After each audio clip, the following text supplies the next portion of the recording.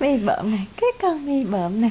Ti ti ti ti ti ti ti ti ti ti ti ti ti ti ti ti ti.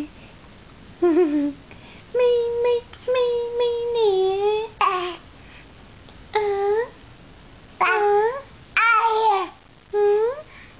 Cà cà cà. Mi mi gần 6 tháng rưỡi ha, 6 tháng rưỡi ha. Ti ti ti ti ti. Con Mimi cưỡi ngựa đi chơi, con Mimi cưỡi ngựa đi chơi.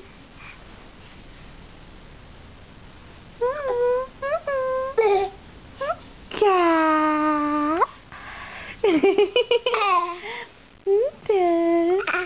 Dạ chứ, Mimi ơi, Mimi nè.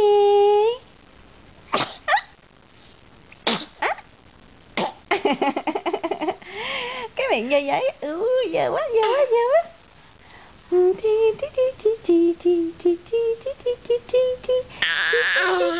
Khà. Mimi nha, Mimi chơi nha, Mimi chơi nha, mẹ không cho Mimi chơi nữa nè. Cho nó chơi mình nó luôn, cho nó chơi mình nó luôn. Mami đâu có thương Mimi nữa đâu. Mimi làm gì vậy? Mimi bỡm à, cho Mimi chơi mình. Ngồi chân mama mà không thích hả? Lý la Mimi.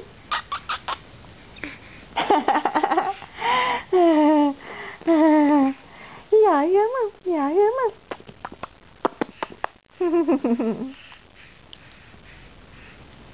Cút cà. Tê.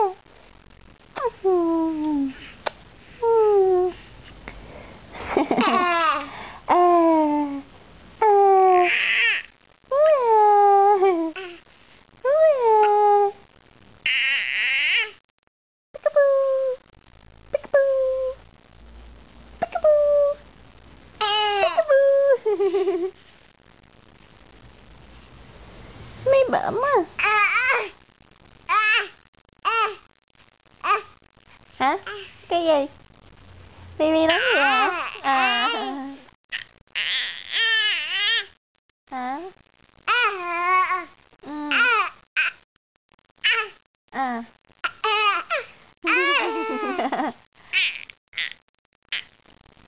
Giỏi lắm nè. Mimi. Mimi ơi. Ui à Mimi ơi.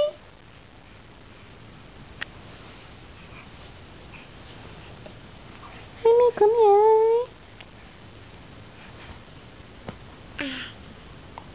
Ba. Hả?